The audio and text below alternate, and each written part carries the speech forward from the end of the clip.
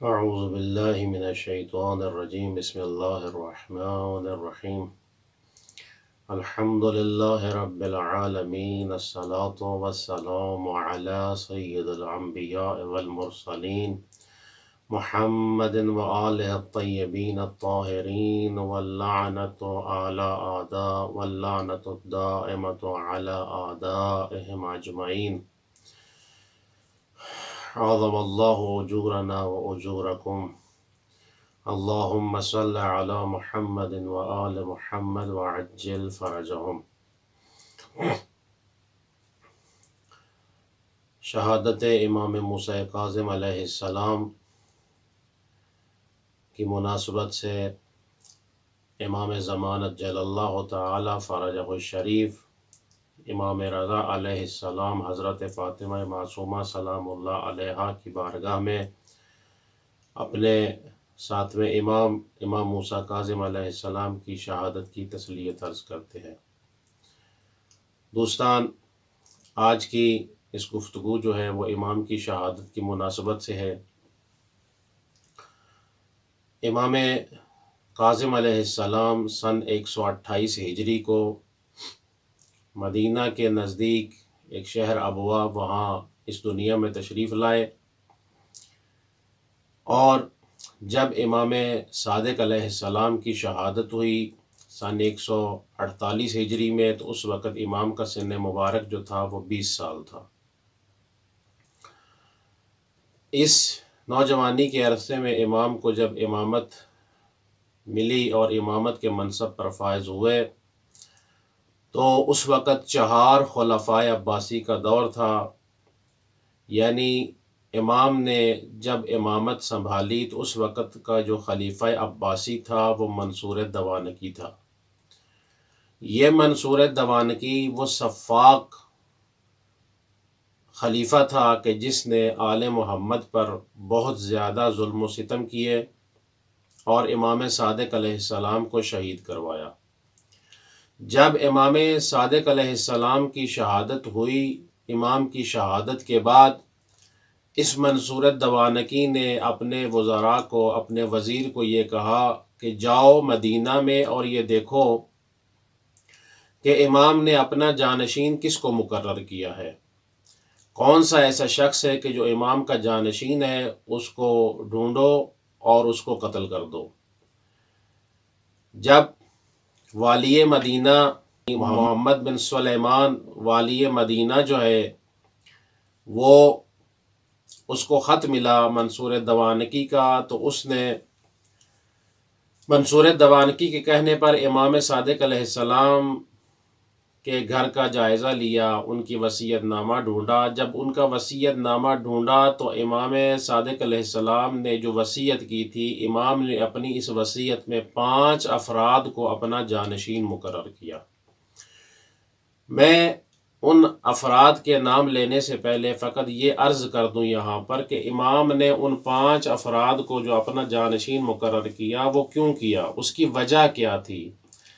عزیزو، امام چونکہ حجت خدا ہے، امام جانتے ہیں کہ میرے بعد جو میرا جانشین ہوگا یہ منصور دوانکی، اس پر بھی ظلم و ستم کرے گا اور ہو سکتا ہے کہ اس کو بھی شہید کروا دے، اسی لیے امام نے اس طرح کا وصیت نامہ جو ہے وہ تیار کیا۔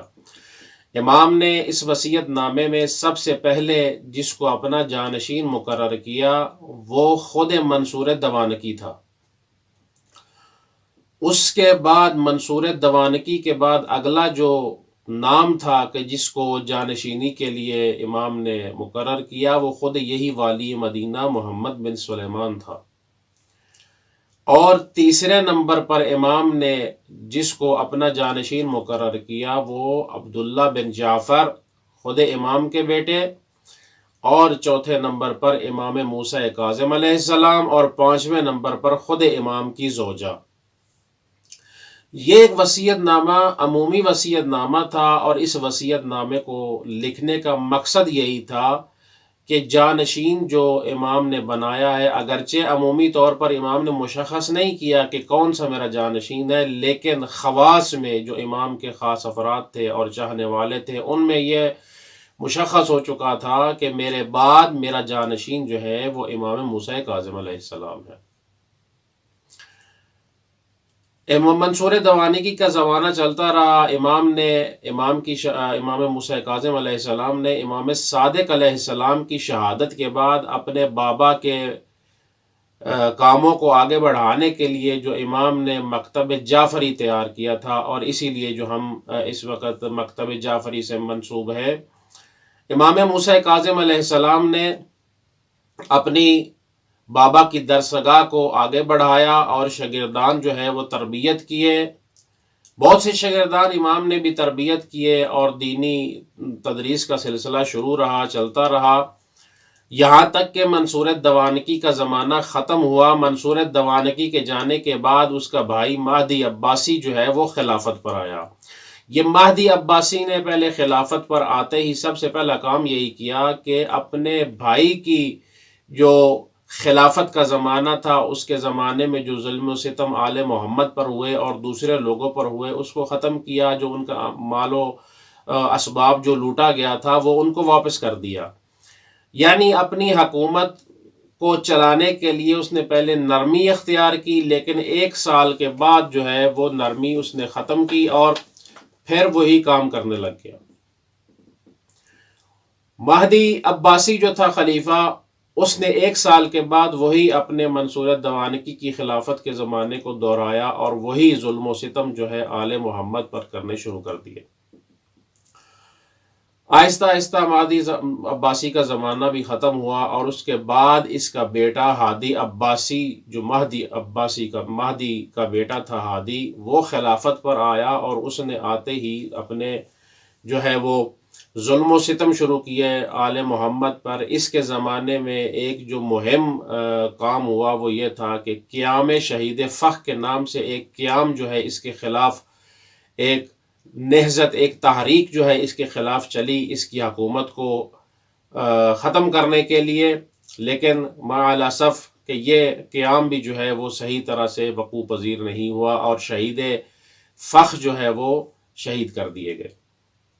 اور جب اس کی شہادت ہوئی، حسین شہید فخ کے نام سے، جو اصل ان کا نام تھا حسین، ان کی جب شہادت ہوئی تو ان کی شہادت بھی بعین ہی امام حسین علیہ السلام کی شہادت کی طرح تھی کہ ان کے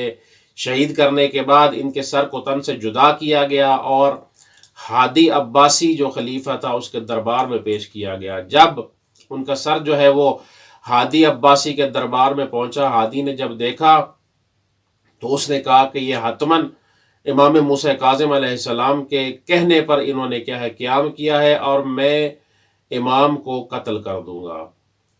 لیکن خدا نے اس کو بھی مہلت نہ دی اور وہ بھی اس دنیا سے رخصت ہو گیا، اس دنیا سے چلا گیا، واصل جہنم ہوا۔ اس کے جانے کے بعد ہارون رشید جو ہے منصب خلافت پر آیا اور اس نے بھی سابقہ خلفاء کی طرح وہی کام کیے جو سابقہ خلفاء آل محمد کے ساتھ کرتے تھے۔ چاہے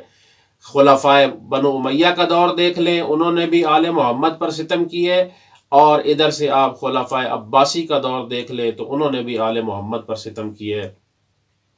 میں یہاں ہارون رشید کے زمانے میں جو کچھ واقعات امام کے ساتھ پیش آئے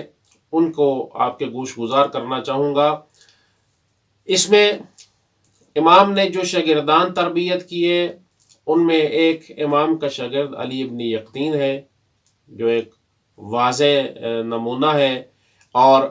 یہاں پر امام نے علی ابن یقطین،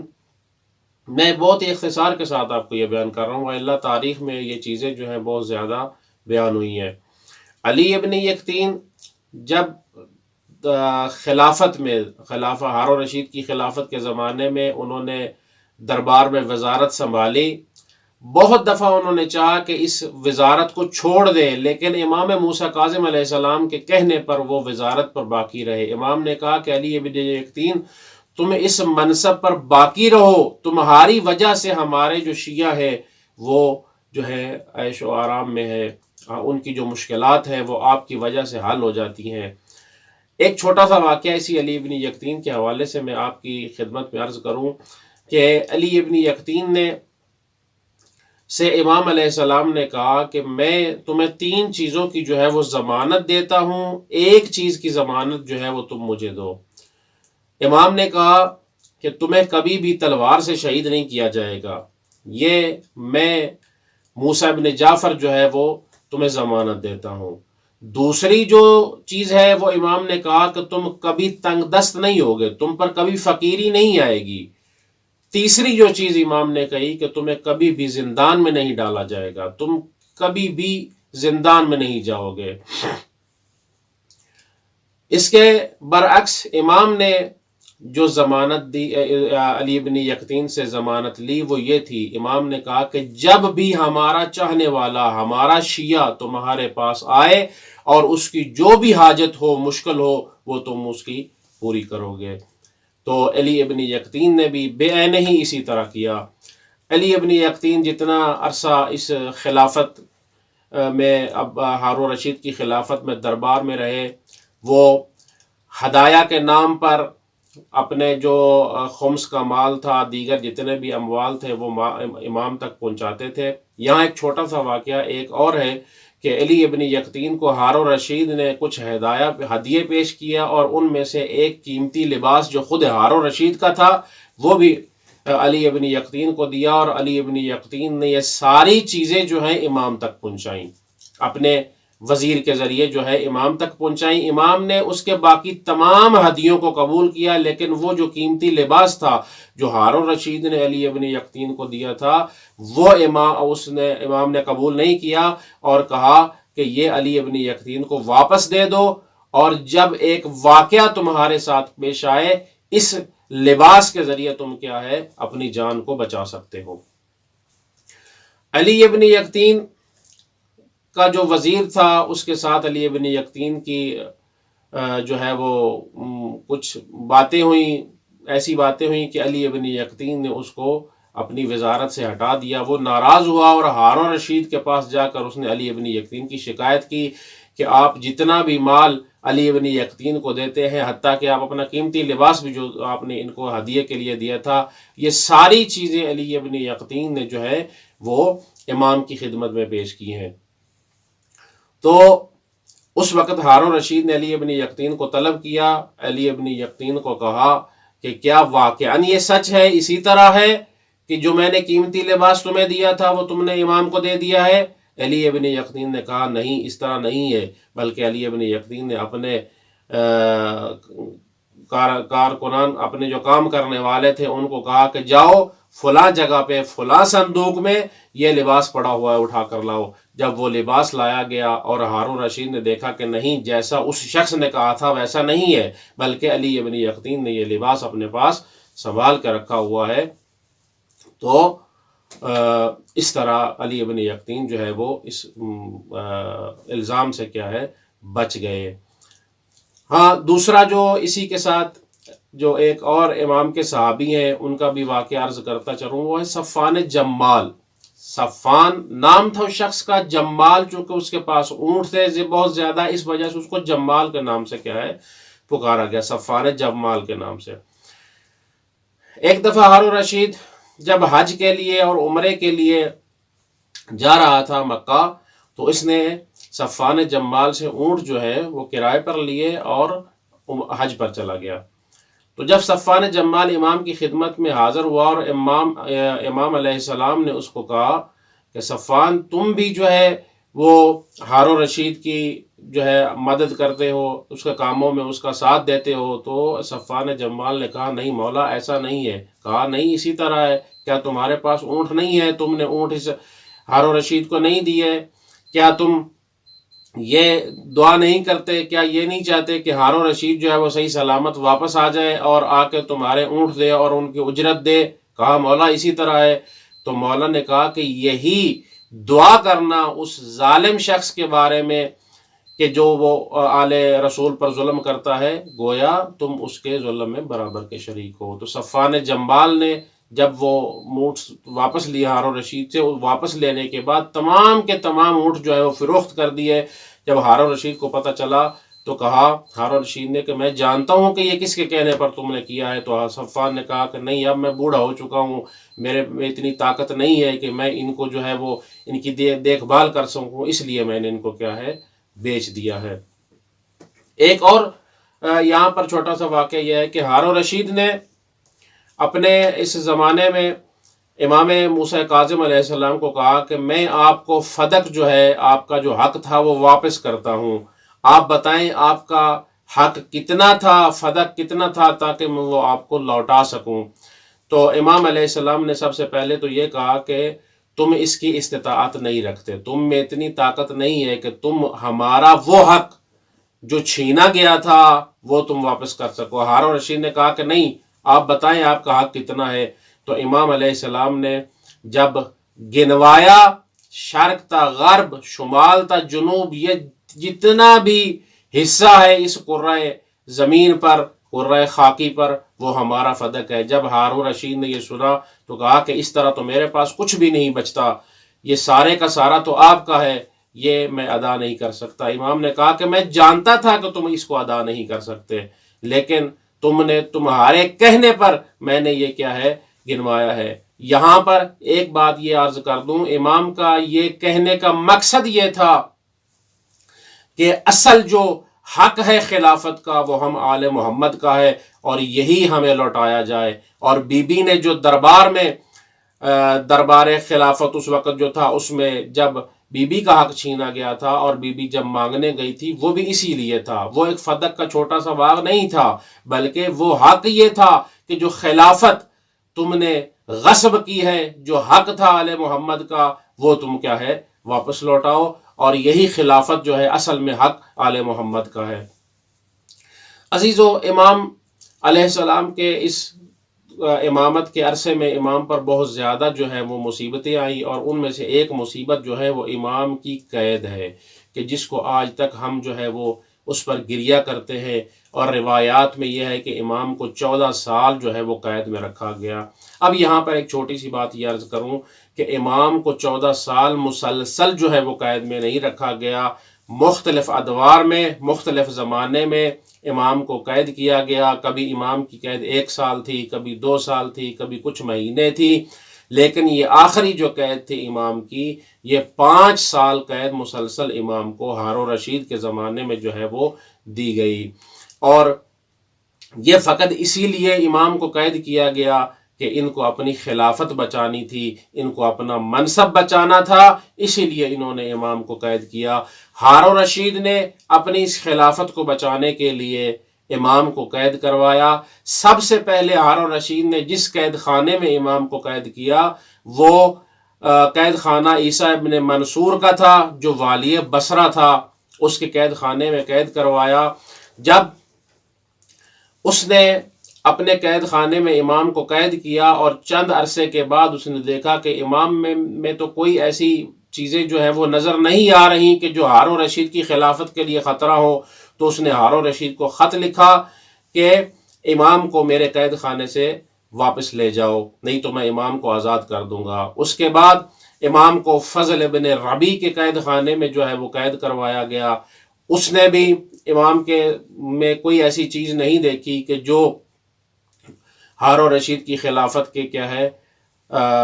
خلاف ہو، اور اس نے بھی کہا کہ تم امام کو میرے قید خانے سے لے جاؤ۔ اور اس کے بعد جس قید خانے میں ہارون رشید نے امام کو قید کروایا وہ فضل ابن یحییٰ کا قید خانہ تھا، فضل ابن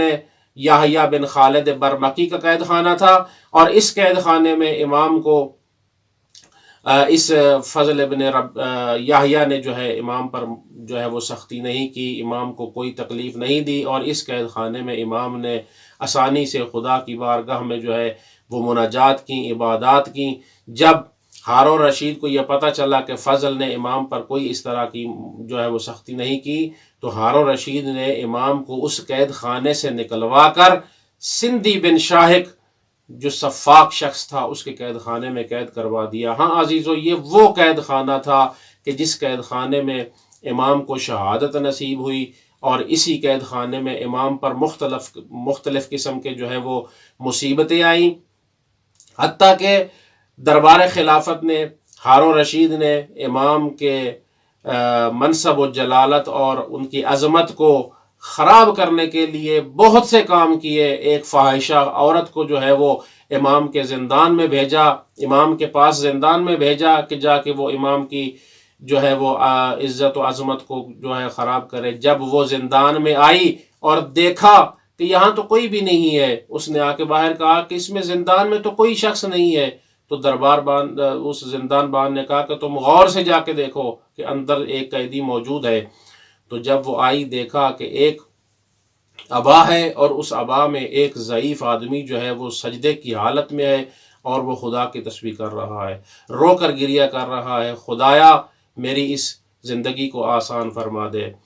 جب اس نے یہ مناجات دیکھی امام کی